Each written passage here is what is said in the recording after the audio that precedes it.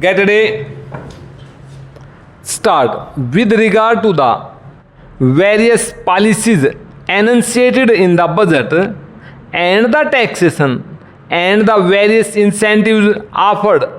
I have nothing more to comment on as the entire subject has been covered by the honorable member. Analyzing each and every taxation, the incentives and the impact of such measures on the entire nation.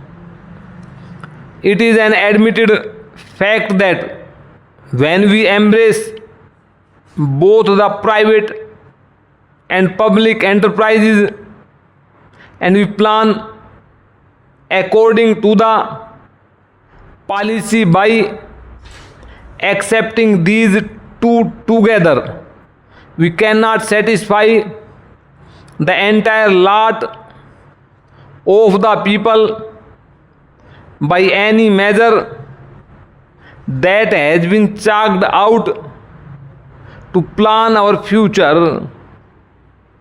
So it has been extremely criticized by the honorable members opposite, especially the communist benches, that the entire budget represents what they in the standard critical way call the Anglo-American capitalists.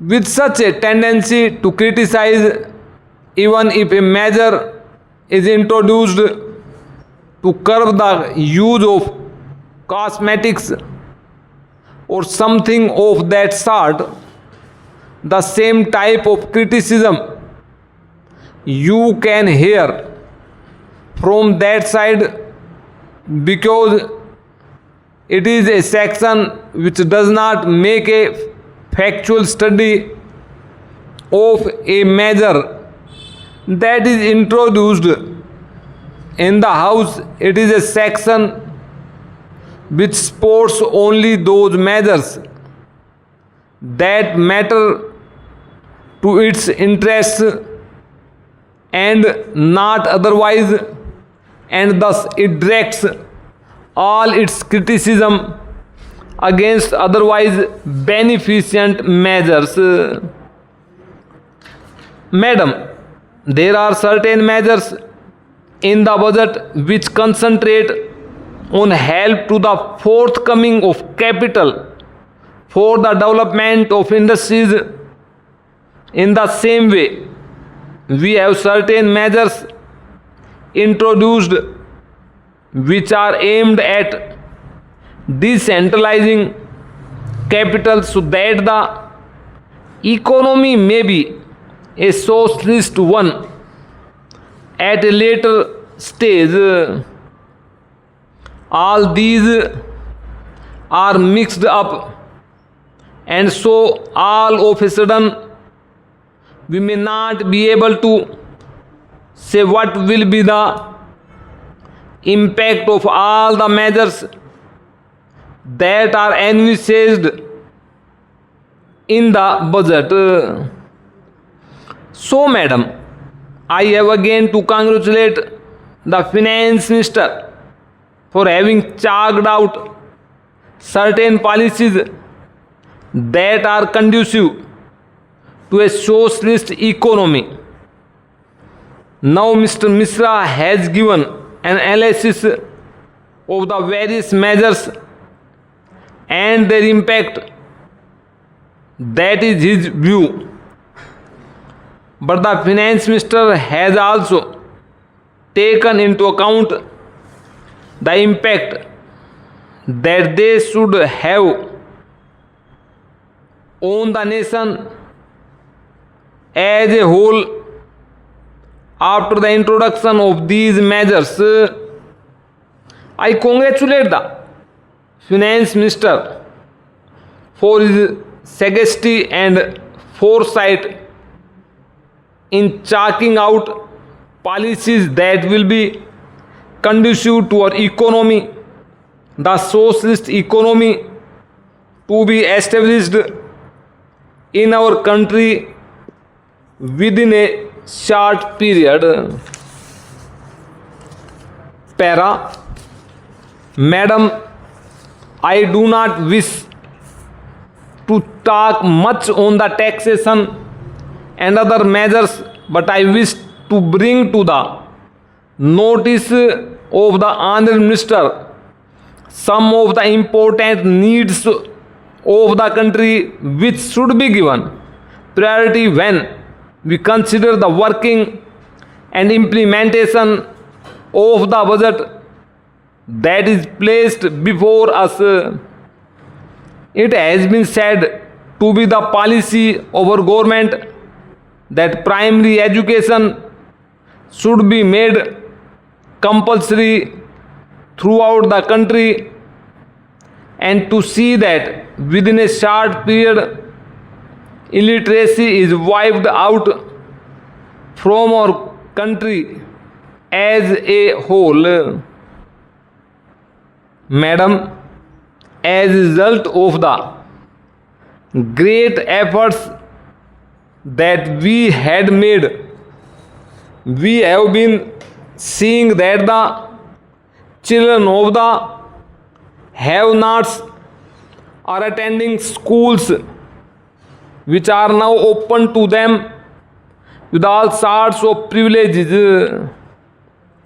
But still, all the children of the have-nots are not attending the schools because the children are also asked to work for the maintenance of their families.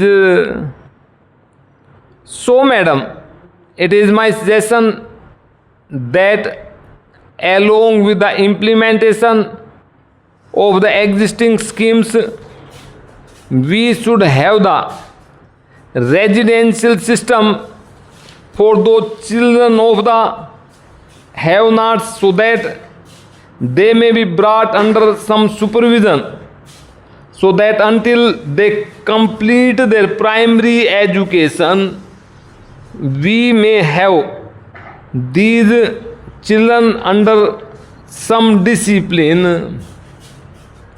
Similarly, madam, when we think about the implementation of the education schemes, we will have to think in a national way. It had incessantly been brought to the notice of this House that it is highly necessary that we should have a national scheme for secondary education. This national scheme is absolutely necessary to affect national integration. If according to the present policy, each and every state is permitted to have their own regional language as the medium of instruction, I fear, madam, that at a later stage, the people from the south may not be able to standard what the people of the north say at a joint conference about the various aspects of education with the various changes that have taken place in this country in the matter of education.